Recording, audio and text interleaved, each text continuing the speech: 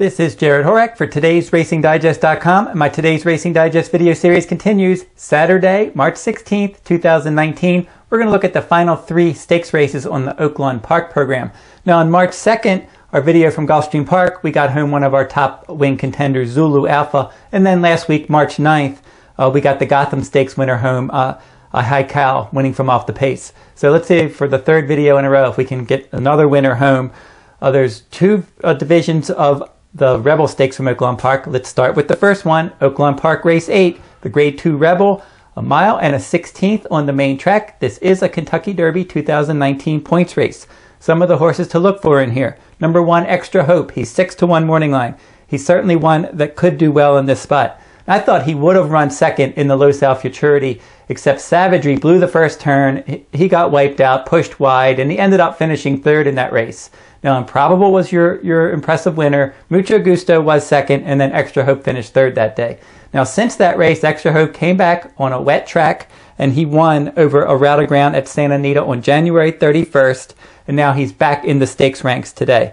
Now, he's going to save all the ground stalking the pace under Mike Smith. Mike Smith's 4 for 9 with trainer Richard Mandela. And then in his last 3 dirt routes, he earned 129, 131, and 138 today's Racing Digest final ratings. He's going to have to run a little bit faster in here. That's definitely a possibility. The horse to beat, your morning line favorite, number 9, Improbable. He's 3-5 morning line. Hasn't lost yet. Won all 3 of his starts last year, including the Los Al Futurity. He got a 155 final rating in that race. If he runs back to that kind of number, he's most likely going to win. Now, Bob Baffert usually dominates these prep races at Oaklawn Park. When he ships his Derby contenders to Oaklawn, he means business. I would not be surprised if this horse won, but he's not going to offer any value. Now, he did have to alter his schedule. He was supposed to run in the San Felipe last week. Santa Anita canceled. They canceled that race, and now he shows up in this spot instead. He wants to run further than a mile and a 16th, Ethan. I think he's just getting warmed up at this distance, but he's certainly the one to beat. I'm going to go with number 8, Galilean. He's 3-1 morning line. He's also in from Southern California, and I think he's earned his shot in a Kentucky Derby points race. Back-to-back wins against California-bred Stakes Company in his last 2, getting 147 and 146 final ratings. He's not that far away from Improbable, and he's going to have to run faster, though, but he certainly could do that. He's not your typical Calbred. They paid $600,000 for this son of Uncle Mo. And I think that he's going to sit a good trip under Flavien Prat. Flavien Prat is 12 for 27 with Jerry Hollendorfer. He's got some speed. He should be up there early, and maybe he can upset Improbable. Maybe he's a little bit fitter than that one, and he's going to be my top choice in the first division of the Rebel. Let's jump over to Oaklawn Park Race 9, the Essex Handicap, a mile and a 16th on the main track for older horses. Some horses to look for in here. Number 2, Hence, 9-2 morning line. Doesn't have any speed. Mike Smith's going to ride. He's going to sit way back, hope for a pace meltdown. I don't think he's going to get a pace meltdown, and I think that a mile and a 16th is a little bit short for him. He wants a mile and an 1/8. Number 8, Giant Expectations, is your morning line favorite. He's 5-2.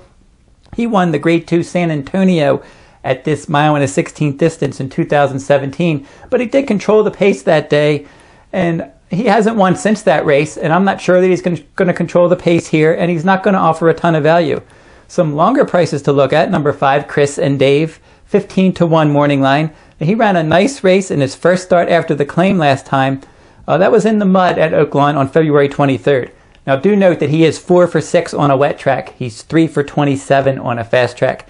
Now, he did earn 150 and 147 final ratings in his last 2 local route races. But I'm going to go with number 6, Heavy Roller. He seems to be the right one right now. He's 4-1 morning line.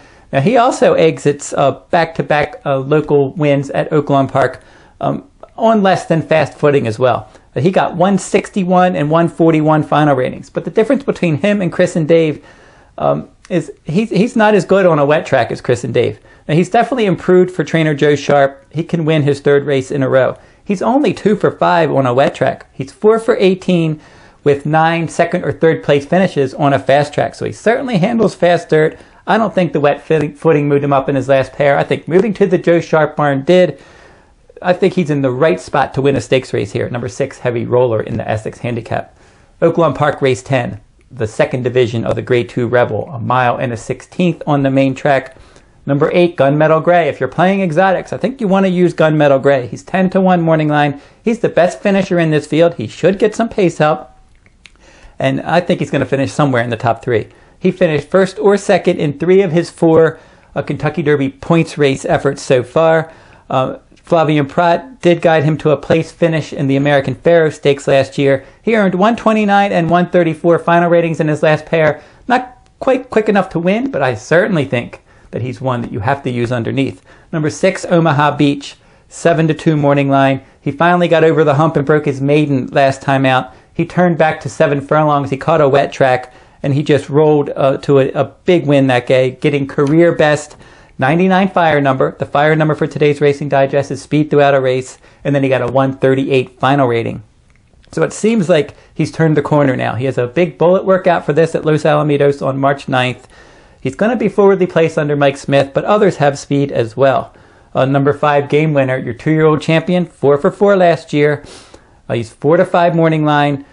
3 Grade 1 wins in 2018, getting 146, 144, and 140 final ratings. He's very solid. Joel Rosario rode him 3 times last year. He won all 3 of those races.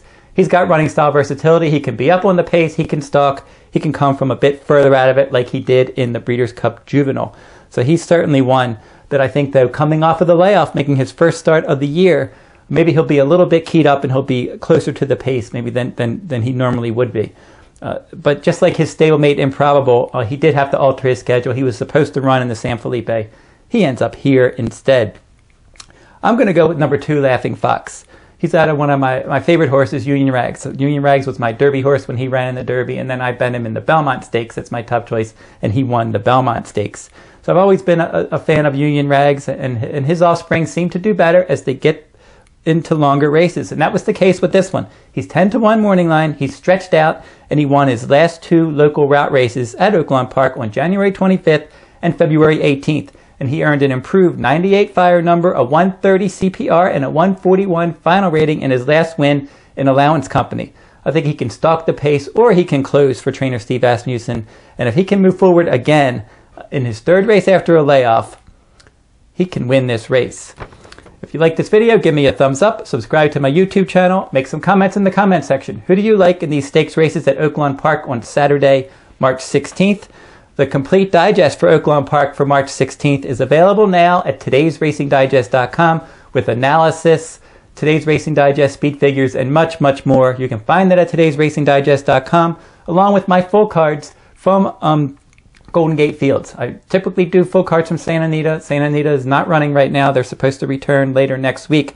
My full cards from Golden Gate Fields are available each day at todaysracingdigest.com. And on March 16th, I'm going to have bonus stakes races from Aqueduct, Gulfstream, Laurel, and Oaklawn Park. Probably at least 12 bonus stakes races to go along with the 10-race full card from Golden Gate Fields. And you can find that at todaysracingdigest.com. That will wrap up this week's video.